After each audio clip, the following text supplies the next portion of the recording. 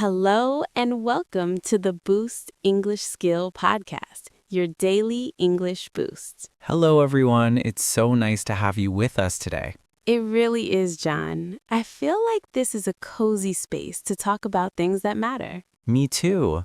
A cozy space for a calm conversation. That's perfect. For our listeners who are new here, my name is Luna. And I'm John. We're so happy you're listening. Today, we're going to talk about something I think a lot of people struggle with. The episode is called Becoming Better Without Comparing Yourself. That's a really important topic. And we want to mention this conversation is at a B1 English level. That means the sentences are clear and natural with some simple idioms and everyday storytelling. But if you are a strong beginner at an A1 or A2 level, please don't worry. Yes, please just listen. Enjoy the sound of our voices like listening to relaxing music. You will understand more than you think, and it's great practice. Exactly. Just being here is a big step. Before we start, a quick and friendly reminder, if you enjoy our podcast, please give us a like, subscribe, and maybe share it with a friend. It really helps us reach more wonderful listeners like you. Thank you. So, John, becoming better without comparing yourself. Where should we even begin? Maybe with why comparison feels so natural in the first place. It's like a habit, you know? Aha, yes. I think it starts very early. In school, for example. Oh, school. I remember tests. The teacher would give back the papers, and what was the first thing you did? You looked at your friend's paper to see their score. Exactly. Not just to see your own score, but to compare. Is my score higher? Is it lower? And that feeling, if your score was lower, it didn't feel good, even if you tried your best. Right. So this habit begins when we are very young. We learn to measure ourselves using other people. And it doesn't stop after school. It continues with work, with hobbies, with everything. Even with learning English, I think. For sure. People often compare their English to someone else's. Their pronunciation is perfect. Mine is not. They know so many words. And that comparison can take away the joy of learning something new. Yes. So the first step, maybe, is to notice when we are doing it. Just noticing. That's a good point. You can't change a habit if you don't see it first. For example, I was learning to play the guitar last year. And what happened? Well, the people in the videos were incredible. They played so fast, so beautifully, and I was just trying to play one simple song. I can imagine that feeling. I felt small. I thought, I will never be that good, and I almost stopped playing. Wow, that's a powerful example. The comparison made you want to quit. Yes, but then I talked to a friend who plays music. And what did she ask? She asked, why did you want to play guitar in the first place? And I thought about it. I wanted to play because I love music. I wanted to play songs for myself, to relax, not to be the best guitarist in the world. That's beautiful. You remembered your own reason, your own why. Exactly. My why was personal. It was not about other people at all. So when you compare, you forget your own reason for doing something. You forget your own journey. You start looking at someone else's path and you think you should be there too. But their path is different. Their starting point is different. Their life is different. Completely. I think this is true for so many things. Fitness, painting, writing, your career. Your career, yes, that's a big one. My friend got a promotion. This person on social media has a better job. Social media makes comparisons so much easier, doesn't it? It really does. You see the best moments of everyone's life, the happy vacations, the successes. You don't see the ordinary days, the struggles. You see the result, but not the process. The process is often messy and slow. And private. People don't usually share the messy parts. So when we compare our messy, private process to someone else's beautiful public result. That's not a fair comparison at all. It's like comparing a banana to a spaceship.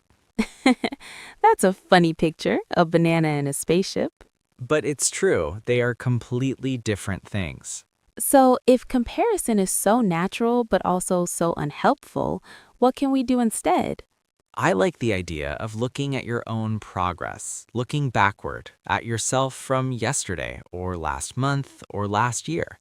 Comparing yourself to your past self. Yes, because that is a fair comparison. You are the same person. The conditions are more similar. Ah, that feels kinder already. Asking, am I better than I was before? Not in a stressful way, but in a curious, kind way.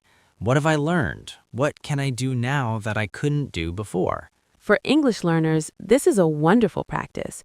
Instead of thinking, they speak better than me, you can think, 6 months ago, I didn't understand this podcast. Now I understand most of it. That's a huge victory, a real personal victory. And it belongs only to you. No one can take that away. It's your progress, your journey. I'm curious, John. How do you celebrate your own progress? Do you have a way? I try to write things down. Not every day, but sometimes. I have a small notebook. A notebook for progress? Kind of. I write down small wins, things that felt difficult, but I did them anyway. Can you give an example? Sure. Last week, I had to have a difficult conversation at work. I was very nervous about it. I understand that feeling. After the conversation, it went okay. Not perfect, but okay. So I wrote in my notebook, had the difficult talk. I stayed calm. That's a great example. You acknowledged your own courage. Yes, and when I look back at old notes, I see a collection of my own growth. It's not about being better than someone else. It's about being a little braver, a little stronger than I was before. I love that. It's like a map of your own personal journey. Exactly. A map that only makes sense to you. You know, this makes me think about another idea. The idea of your own speed. Your own speed, yes. Not everyone runs at the same speed. In a race, everyone runs fast, but life is not always a race. Most of life is not a race. It's more like a long walk. Sometimes you walk fast, sometimes you walk slow. Sometimes you stop to look at a beautiful tree. I like that image, stopping to look at the tree. If you are always running, you miss the tree. You miss so much, and you get very tired. So finding your own speed means listening to your own body, your own mind, knowing when to rest. And knowing that rest is not failing. Rest is part of the journey. This is so important.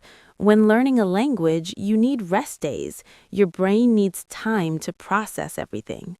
You can't study new words for 8 hours every day. It's impossible. And you shouldn't feel bad about it. Taking a day off is not losing, it's preparing for the next step. Your own speed also means your own style.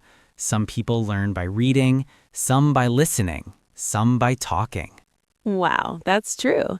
Comparison makes us think there is only one right way to learn, but there are many ways. The right way is the way that works for you, the way that feels good for you.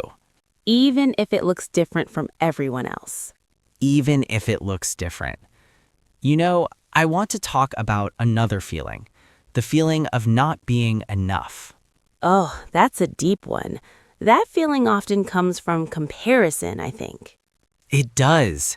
You see someone who seems to have everything, and you think, I am not enough. I don't have enough. I don't do enough. It's a heavy feeling. It sits on your chest. How do we talk back to that feeling? How do we remember that we are enough? I think we practice gratitude, but not in a big, dramatic way. In a small, simple way. Yes. For example, instead of thinking, I'm not good enough at English, you can think, today I learned 2 new words. Thank you, brain. Thank you, Bran. I like that. It's funny but kind. It's changing the voice in your head from a critic to a friend. A supportive friend. Someone who says, hey, you tried. Good job. That voice is so important because you listen to it all day, every day. So we need to make it a friendly voice. This takes practice, of course. Old habits are strong. But every time you notice the comparing thought, you can gently change it. You can say, that's interesting, I'm comparing again. But my journey is my own. And then return to your own path. Look at your own feet walking. It's a practice of returning again and again. Like meditation. Your mind wanders and you gently bring it back. Yes, exactly like that. You know, I'm thinking about our listeners right now. What are you thinking? I'm wondering how much of this feels familiar to them, the struggle with comparison. I'm sure many people understand this feeling very well. If you are listening and this is something you experience, you are not alone. Really, you are not. Everyone compares sometimes. It's a human thing. The goal is not to never compare. The goal is to not let it stop you, to not let it steal your joy. Beautifully said. Don't let it steal your joy. Joy is important. If learning English feels like a constant comparison and a constant failure, where is the joy?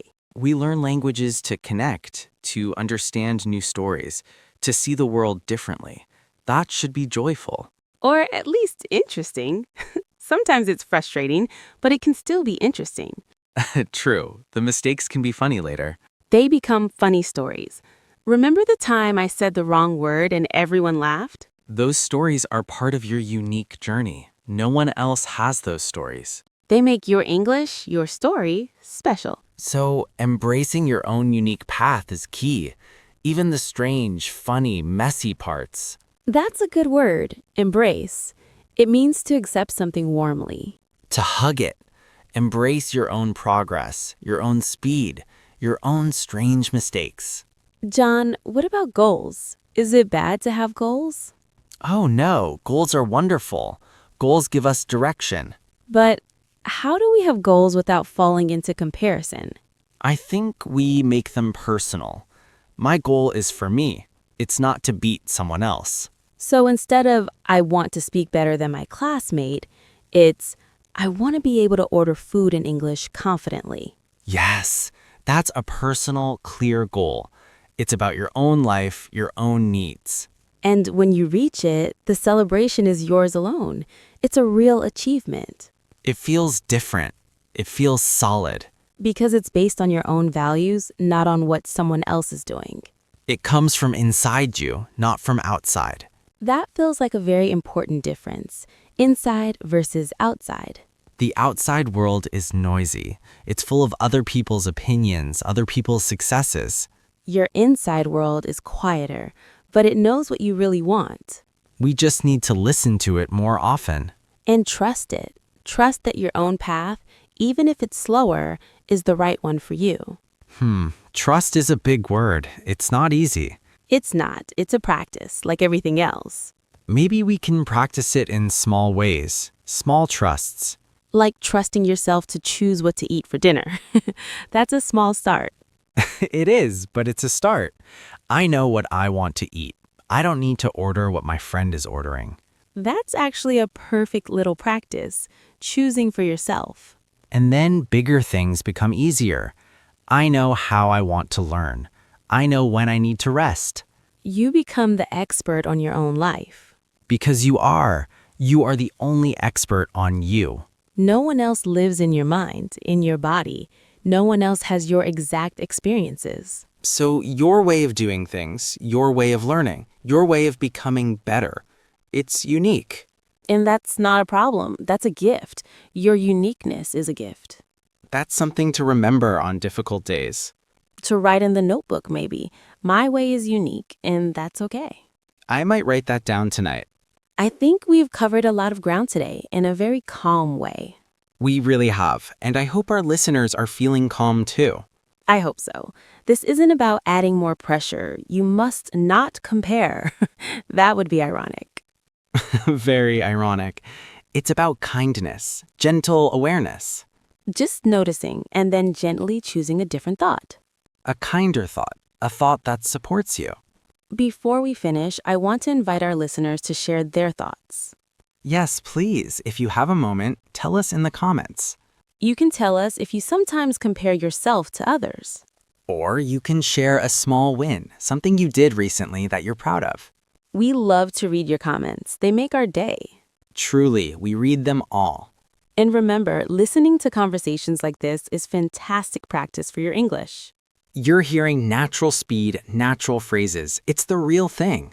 So just by being here, you are already becoming better in your own way at your own speed. That's all we have for today. Thank you so much for spending this time with us. Thank you for listening. A final friendly reminder to like, subscribe, and share if you enjoyed this. It helps more people find our cozy podcast. Take good care of yourselves. Be kind to your own journey. We'll talk again soon. Goodbye for now.